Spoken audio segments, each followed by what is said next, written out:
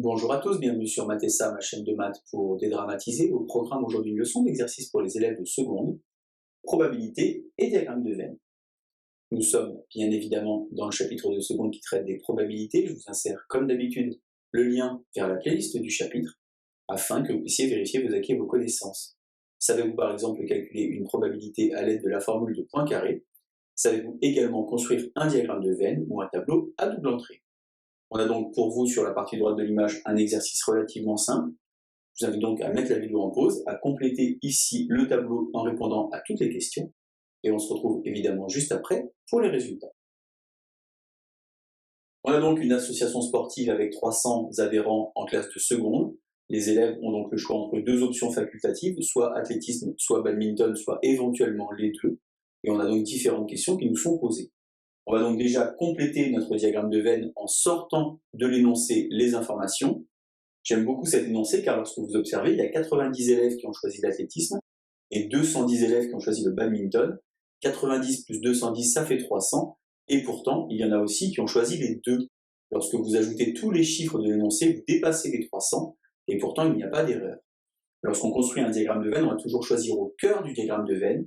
On va donc d'abord choisir les 60 élèves qui ont choisi les deux options. On va donc le poser ici, au milieu, c'est-à-dire à l'intersection des deux ensembles. On a ensuite 90 élèves qui ont choisi l'athlétisme. Alors attention, on n'écrit pas 90 ici, car dans le 90, il y a déjà le 60 qui est compris. On a donc, à cet endroit-là, 30 élèves. Ensuite, 210 élèves ont choisi le badminton. De la même manière, on ne met pas 210 ici, puisqu'on a 60 pour aller jusqu'à 210. Il va donc nous manquer 150. Et enfin, à l'extérieur, ici, des deux ensembles, on va donc mettre ce qu'il reste, c'est-à-dire ceux qui ont choisi aucune des deux options. 30 et 60, 90, 90 et 150, 240. Pour aller donc jusqu'à 300, j'ai ici 60 élèves. C'était donc la première question, construire le diagramme de Venn de cette situation. Deuxième question, donner la probabilité de l'événement A. Alors on est donc ici en situation d'équiprobabilité. Cas favorable divisé par cas possible. Je vais donc avoir ici, à cet endroit-là, 300 élèves. Et au numérateur, tous les élèves qui sont dans A, attention, ce n'est pas 30, attention, ce n'est pas 60, c'est 90. 90 divisé par 300, je peux évidemment simplifier par exemple les deux zéros. Ça fait 9 sur 30 ou bien 3 sur 10. En d'autres termes, P de A égale 0,3. Question numéro 3, déterminer la probabilité que l'élève ait choisi les deux options facultatives. J'ai donc ici tous les élèves qui sont dans A, ici tous les élèves qui sont dans B, et le 60 correspond aux élèves qui sont à la fois dans A et dans B. J'ai donc ici 60 divisé par 300.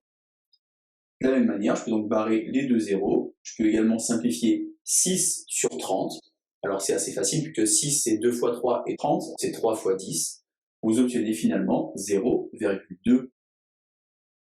Quatrième question, on vous demande maintenant de trouver un élève qui a choisi soit l'athlétisme, soit le badminton.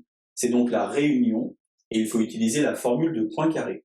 Alors lorsque j'observe ici, si l'élève est dans A union B, il est soit dans A, soit dans B, soit dans les deux.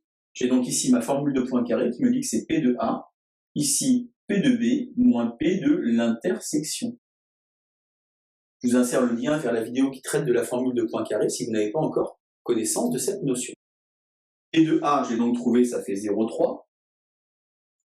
P de B, je ne l'ai pas encore trouvé, mais je peux le trouver assez facilement. 60 plus 150, ça fait donc 210. 210 divisé par 300, ça fait donc 0,7. Et P de A inter B a été trouvé ici, ça fait donc 0,2. J'obtiens 7 et 3, 10, moins 2, ça fait donc 0,8.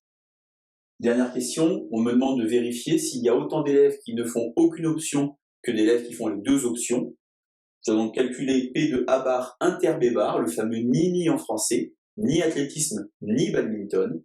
J'ai donc ici, à l'extérieur des deux ensembles, 60, divisé par 300. C'est finalement le même calcul que tout à l'heure. J'obtiens 0,2 et la réponse est oui. J'aurais pu raisonner non pas en probabilité, mais en cardinal, en disant que l'ensemble A inter B avait le même cardinal que l'ensemble A bar inter B bar. On voit la probabilité diagramme de Venn, vous voyez, c'est relativement simple. Appuyez-vous toujours sur un joli diagramme suffisamment gros pour pouvoir l'exploiter. Je vous laisse vous entraîner et je vous dis à bientôt sur Matessa. Bonne journée!